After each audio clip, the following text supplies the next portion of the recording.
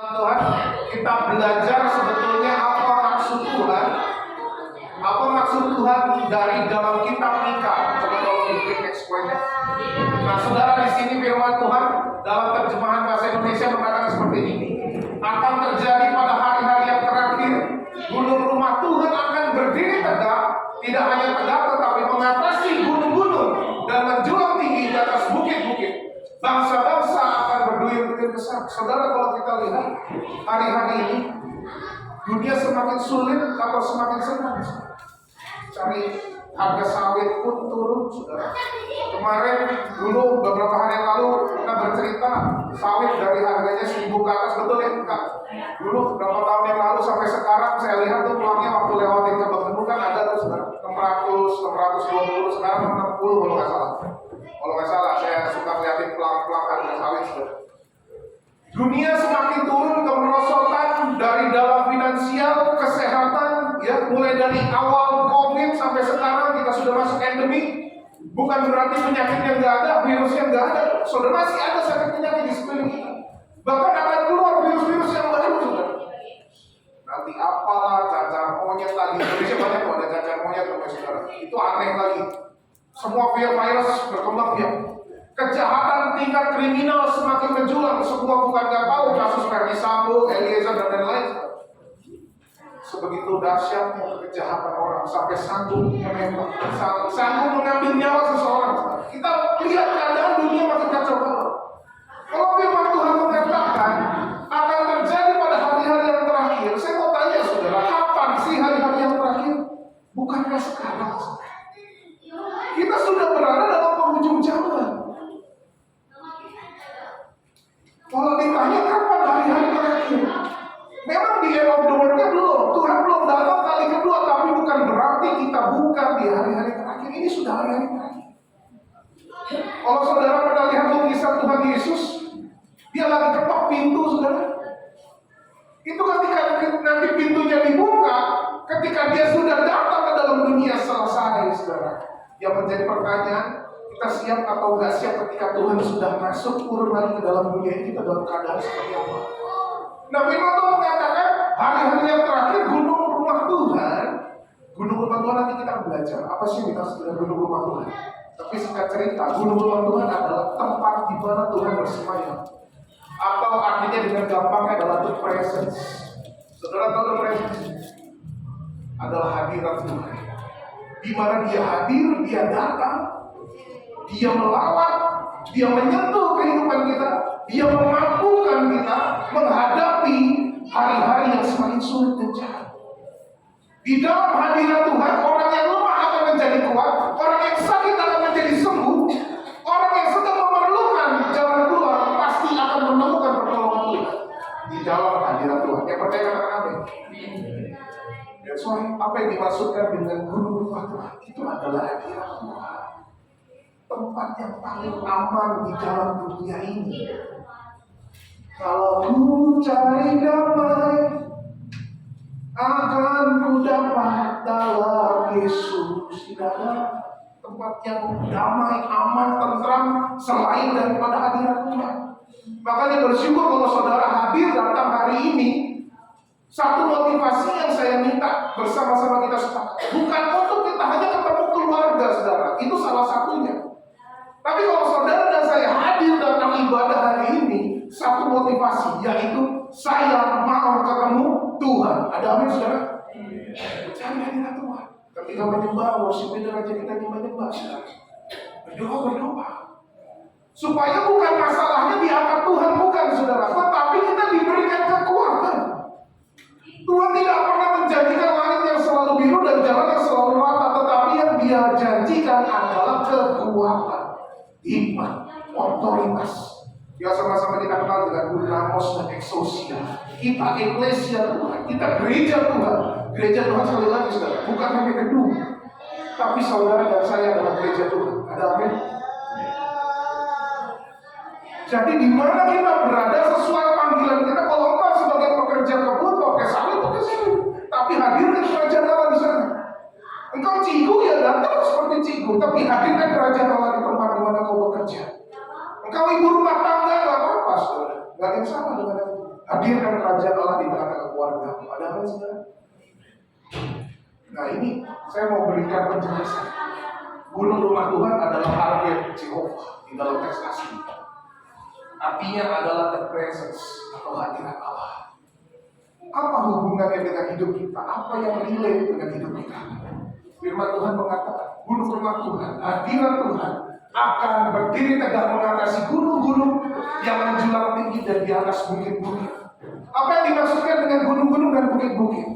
Yaitu adalah masalah pergumulan angin badai kehidupan. Saya mau tanya hari ini yang datang pada pagi hari, siapa yang gak punya masalah? Ada yang gak punya masalah? Gak ada, semua manusia hidup pasti ada masalah, saudara. Ada amin, saudara? Itu memang salib yang harus diperjuangkan setiap hari. Tetapi firman Tuhan mengatakan di dalam kelemahan pula kuasa Tuhan menjadi sempurna. Di dalam masalah demi masalah, di dalam pergumulan demi pergumulan, Yesus hadir dalam kehidupan kita. Jadi masalah adalah kesempatan di mana kita akan melihat kemuliaan Tuhan. Ada apa saudara?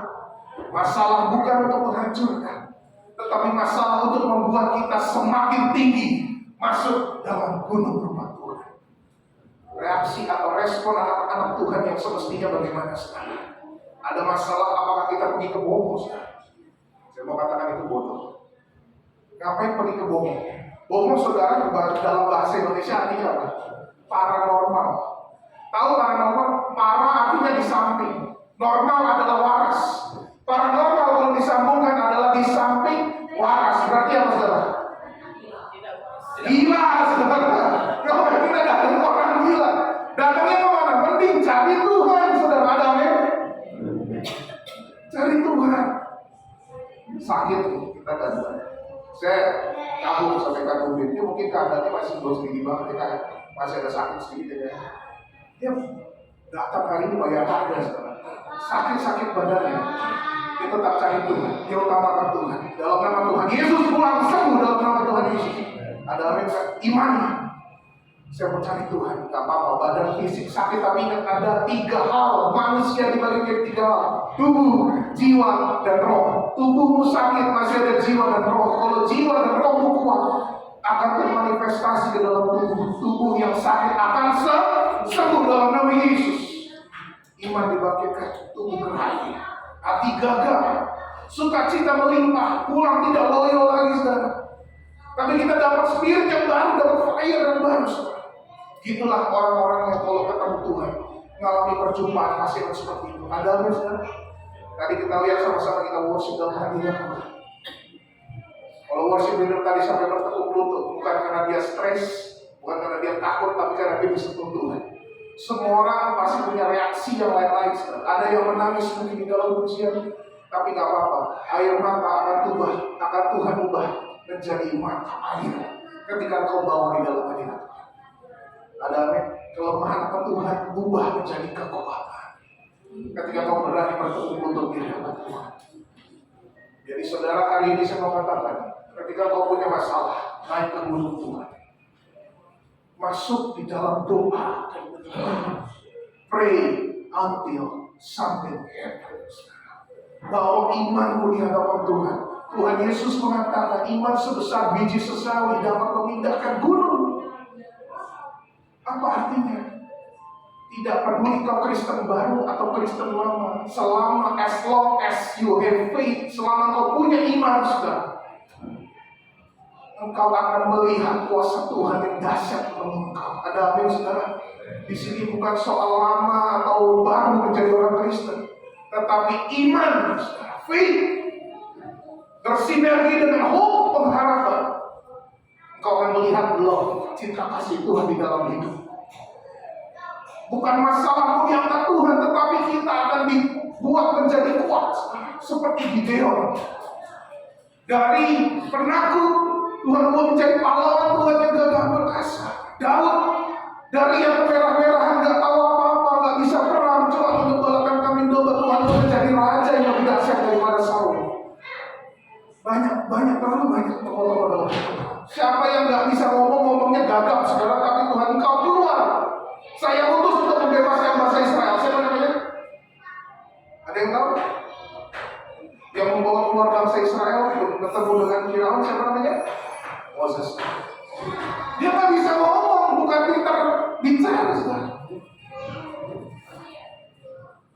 pilihan. Tuhan bisa ubahkan. Jadi maksudnya Tuhan, ketika kita ketemu Tuhan, jangan pernah merasa kecil hati. Tuhan, saya banyak dosa, saya nggak sempurna. Mana ada manusia sempurna, Tuhan?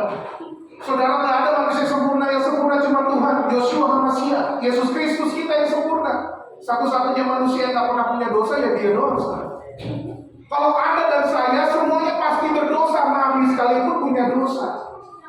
Pendeta semua nggak ada yang sempurna sekarang. Selama masih manusia, hanya Yesus yang sempurna. Makanya jangan pernah kecil hati, karena Tuhan tidak mencari rupa, tapi Dia melihat hati. Makanya datang hampiri gunung rumah Tuhan, masuk dalam doamu dan penyembahanmu dengan hati yang hancur. Bawa semuanya, jangan asik-asik cuma meluang di dekat sosial media, Facebook atau Instagram, atau di mana kita marah-marah di sana buat status caci maki orang-orang di Facebook atau Instagram. Buat apa sih? Apakah setelah Anda mencaci maki orang-orang itu masalahmu selesai, saudara? Dibuat malu diri sendiri, saudara. Kalau mau meluas sama siapa? Cari Tuhan selama Ia masih dapat ditemui, kata Tuhan.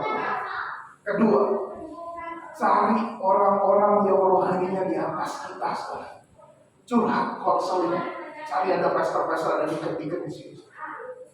Cari, minta didoakan. Pastor doakan saya. Tapi motivasi didoakannya jangan salah, saudara. Pastor doakan saya supaya masalah saya diangkat. Bukan, saudara. Doakan saya supaya saya mampu dan punya hikmat untuk menyelesaikan masalah ini masalah. Ada apa, saudara? Jadi ketika kita berdoa, kita menyembah Tuhan, masalahnya masih ada, saudara. Goliatnya masih ada. Daud harus tetap bertempur melawan Goliat. Tapi Tuhan berikan keahlian, ya. Cuma dengan 5 batu Goliat dikalahkan. Sama dengan kita. Masalah kita hari ini apa, saudara? Apa Goliat dalam hidup kita hari ini? Naik ke gunung Tuhan, cari hadirat Tuhan. Haleluya. Jadi ini beberapa makna rohani dari gunung rumah Tuhan. Di situ ada namanya Sur, dalam bahasa Ibrani artinya ada tempat perlindungan. Itu ada di Mazmur 18, 27, 40, 62. Nanti saudara boleh baca di rumah. Dan kedua, tempat kehadiran Tuhan yang seperti tadi kita sudah bahas, ya, the presence. Yang ketiga adalah meeting point, saudara. Saudara, waktu kejadian Musa naik ke Gunung Sinai, apa yang terjadi? Allah hadir dalam wujud semak yang belum terbakar. Tuh, Musa naik ke Gunung Sinai, cari hadirat Tuhan. Bukan karena dia galau, termenung, mau bunuh diri, mau terjebak, saudara. Dia cari hadirat Tuhan, dia cari muka Tuhan. Tuhan, aku mau cerita. Tuhan, aku mau minta pendapatmu. Musa naik ke gunung Tuhan. Puji nama Tuhan. Saya pernah melihat Gunung Sinai kayak apa, saudara? Pernah menginjakan kaki di sana. Tingginya setengah mati. Saya yang masih muda, karena saya ada asma, saya nggak berani naik karena apa? -4 suhunya. -4 derajat, ngomong aja itu ada uap, saudara. Saya nggak tahu posisi Musa umur berapa waktu itu, waktu dia naik ke Gunung Sinai, meninggalkan bujangnya di bawah. Saya nggak tahu dia umur berapa. Tapi Gunung Sinai itu tempat yang sulit untuk didaki, nggak semua orang sanggup ke sana, saudara. Musa naik, Musa berjuang mengatasi batasan-batasan dalam tubuhnya untuk cari Tuhan, saudara. Dia keluarkan effort yang begitu rupa. Sekarang pertanyaannya, bagaimana dengan hidup kita? Kita sudah berusaha dengan kuat belum untuk mencari hadirat Tuhan?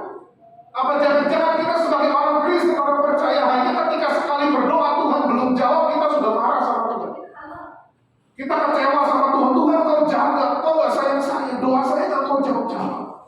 Musa itu usaha setengah mati. Kita sekarang udah usaha apa, saudara, untuk mencari Tuhan?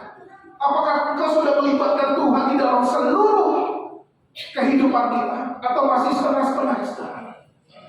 Silakan jawab pertanyaan ini dalam hati masing-masing.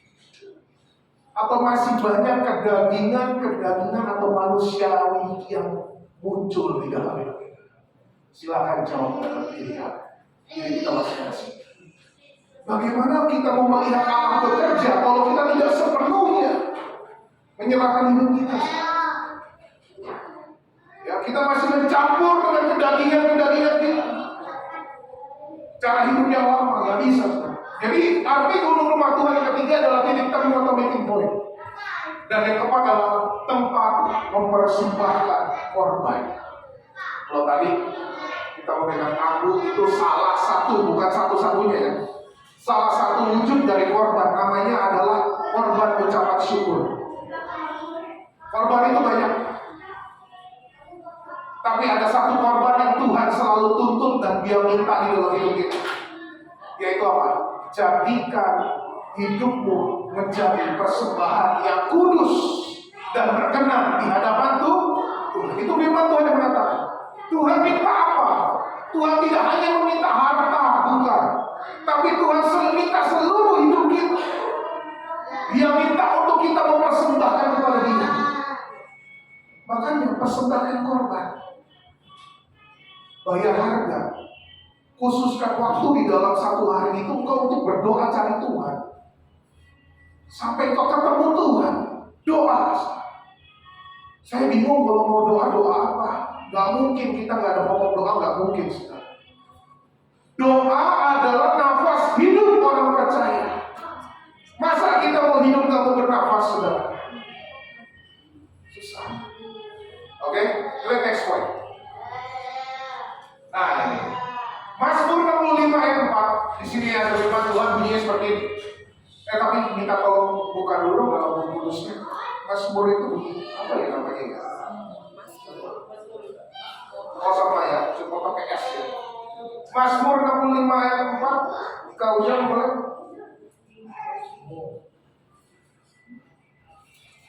Nah, berkat itu artinya ini. Mazmur mendekat. Ya, Mazmur 65 ayat 4. Buku kudus.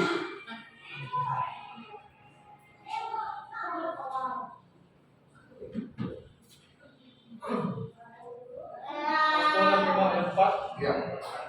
Berkatnya orang ke dipilih Tuhan, orang ke dipakai Tuhan, dia dalam Tuhan di kudus. Kami dekat bahkan di utara di dalam rumah Tuhan, dekat dalam rumah Tuhan di kudus. Nah, jadi di ayat 4 itu dalam buku kudus ternyata kata pertama itu berberkat. Berberkat itu mendekat bukan ya? Artinya. Oh, diberkati ya, oke. Jadi firman Tuhan mengatakan seperti ini, berbahagialah, bless. Berbahagialah atau berberkat ya di dalam buku kudus. Ini orang dipilih Tuhan, orang yang Tuhan pilih. Siapa yang dipilih? Saudara dan saya. Dipilih untuk apa, saudara? Untuk disuruh mendekat. Tapi kenapa kita yang seringnya menjauh, saudara? Kita ini kayak domba yang nggak tahu arahnya, saudara. Maunya terima berkat Tuhan, tetapi jalan kaki hidupnya bukan mengarah ke Tuhan, tapi mengarahnya ke dunia. Tuhannya di sana, kita mengarahnya ke dunia. Tapi kalau doa, Tuhan berkati aku, lindungi aku, jagai aku, tapi kita jalannya ke dunia terus, semakin mendekat kepada dunia. Tuhannya di sana, kita jauh di sana. Bagaimana kita boleh diterangi kehidupan kita kalau kita menjauhi sumber terang? Dunia kita, penglihatan roh kita ke depan akan semakin gelap. Kalau kita semakin jauh dari Tuhan akan semakin gelap. Karena terangnya Dia Tuhan Yesus. Hanya Dia yang mampu menerangi langkah hidup kita. Dengan firman yang kita diterangi. Yang gak tahu jadi tahu. Yang gak boleh jadi boleh. Yang boleh. Yang ini gak bisa, itu gak bisa. Tuhan lakukan, Tuhan ubah, Tuhan melengkapi menjadi orang yang lahir dan ahli. Itu mujizat, bukan gak mungkin. Nothing impossible in God. Maka mudah-mudahan anak-anak yang mau SPM adalah Tuhan. Berdoa dan belajar. Dan kita yang sudah di atas, yang sudah tidak lagi sekolah, tapi ingat masih ada sekolah kehidupan, saudara. Sekolah yang di dalam akademia kita sudah selesai, tapi ada sekolah kehidupan yang gak pernah selesai. Bagaimana kita dapat melewati setiap ujian-ujian yang cikgu besar kita beri? Siapa cikgu besar kita beri? Tuhan Yesus izinkan. Tuhan gak pernah kirim masalah, yang kirim masalah selalu setan. Tapi Tuhan izinkan terjadi. Untuk apa? Besi menajamkan besi, manusia menajamkan sesamanya. Masalah atau tempaan demi tempaan seperti panas api kepada emas. Semakin dibakar, semakin murni, semakin mahal, saudara. Bukan semakin hancur. Masalah pergumulan untuk memurnikan saudara dan saya semakin berkenan di hati Tuhan. Ada amin, saudara? Haleluya. Berbahagialah ya, bersukacita. Kita harusnya sukacita kalau Tuhan suruh datang. Kita Tuhan mau siapkan berkat, tapi kita sering lari-lari. Naik kok Pak, naik. Gak mau saya. Ya kita lari-lari macam budak gitu kan. Abah kita kejar. Makanya harus grow, semakin dewasa di dalam Tuhan. Untuk diam di dalam pengetahuan kiranya kami menjadi kenyang dengan segala yang baik di rumah di balik yang kudus. Ada kata kenyang atau satisfied di sini. Terjemahan aslinya apa saudara ya? Dipuaskan. Buat setiap kita yang mencari kepuasan dari dunia ini, Anda tidak akan merasa pernah puas. Berapa juta Tuhan beri ringgit, duit, maksudnya harta, bertumpuk-tumpuk, tidak akan pernah bikin kita puas. Karena kita hanya dapat dipuaskan oleh kasih Tuhan. Saudara bisa lihat artis papan atas, diberkati, terkenal penyanyi siapa yang gak kenal John Lennon, saudara? Tahu John Lennon? Apa akhir hidupnya dia ngapain, saudara? Suicide, bunuh diri, saudara. Terkenal kaya, mungkin singkat lah handsome.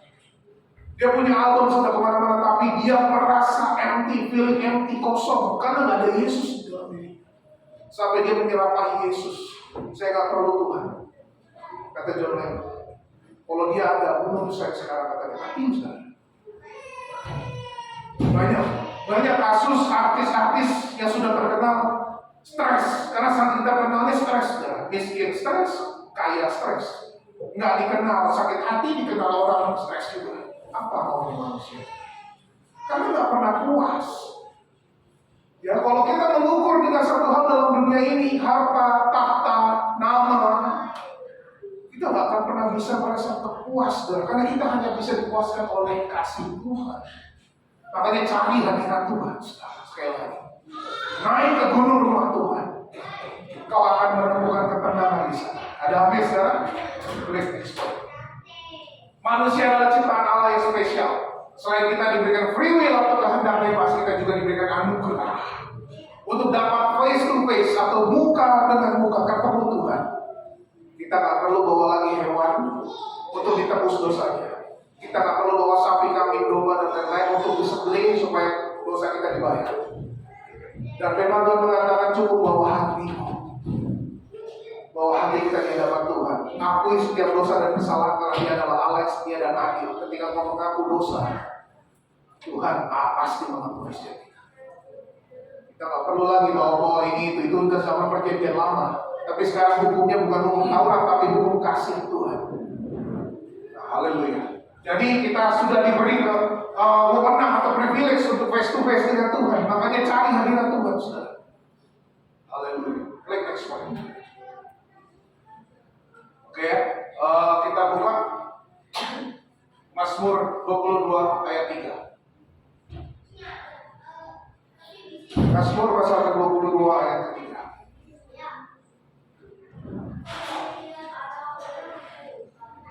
Ada yang boleh bacakan? Mazmur ke-22 ayat ke-3.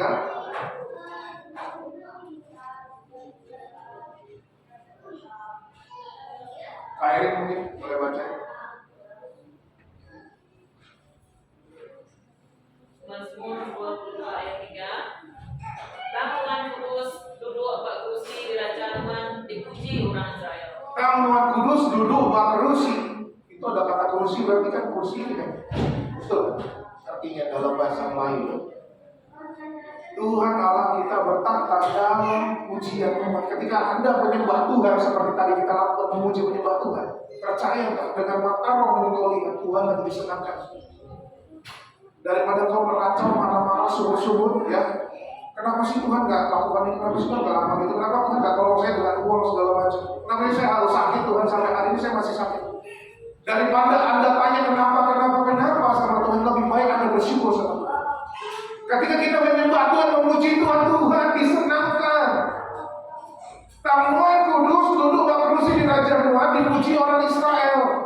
Tuhan bertahta di atas setiap puji-pujian. Kalau Tuhan sudah disenangkan, dia nggak diam begitu aja, saudara. Kalau segala raja sudah merasa gagal, suka cinta melihat kita memuji-muji dia, meskipun doa kita belum dijawab, meskipun kita sedang mengalami kesusahan, dia pasti menurunkan mujizat dalam nama Yesus. Ada amin, saudara? Itu namanya bersyukur dalam segala hal. Ada mujizat di dalam ucapan syukur. Ketika kau masih memiliki masalah yang belum selesai, kau memuji Tuhan, memutuskan saya mau tetap berkata Tuhan Yesus lain. Saya mau tetap datang ibadah. Saya mau tetap menyembah, memuji Tuhan. Tuhan disenangkan. Kalau Tuhan sudah disenangkan, mujizat didatangkan. Kau akan melimpah dengan ucapan syukur. Haleluya.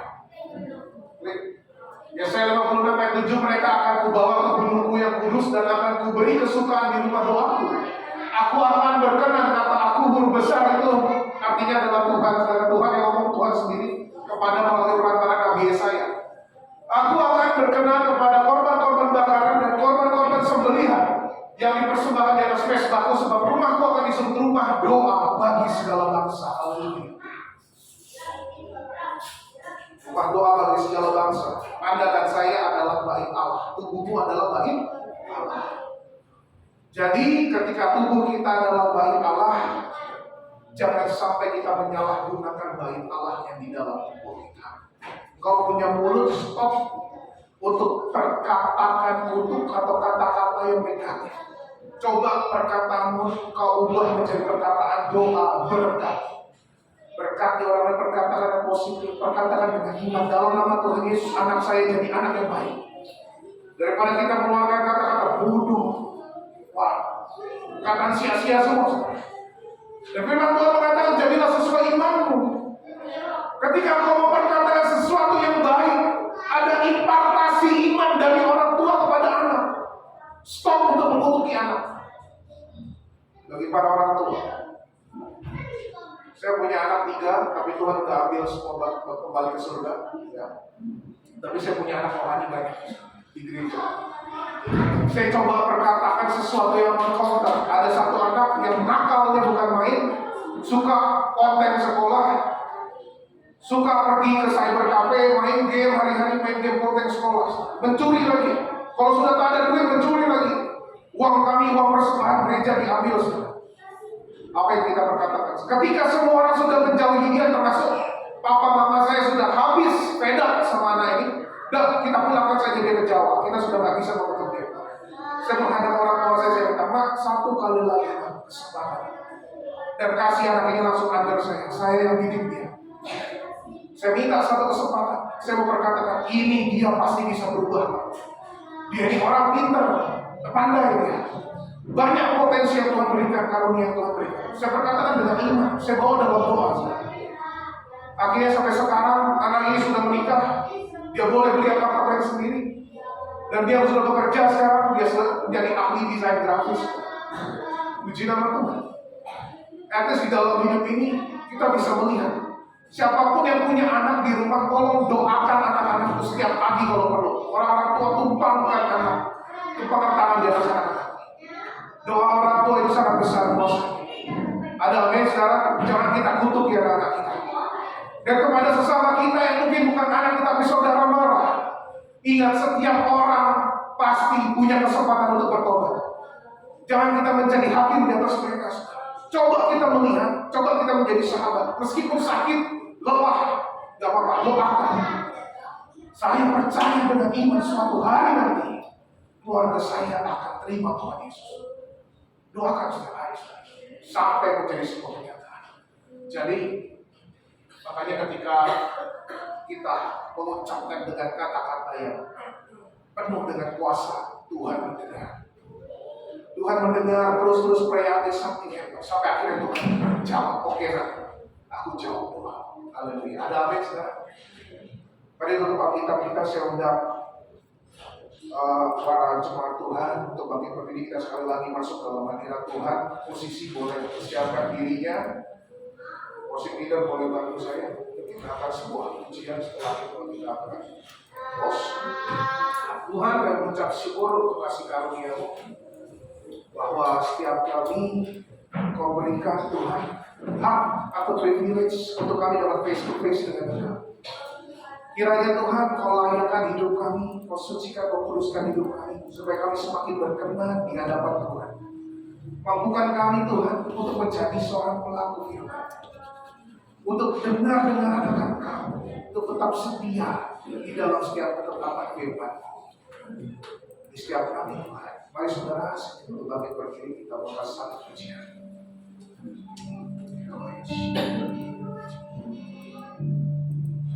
Ada sebuah pujian yang berkata seperti ini.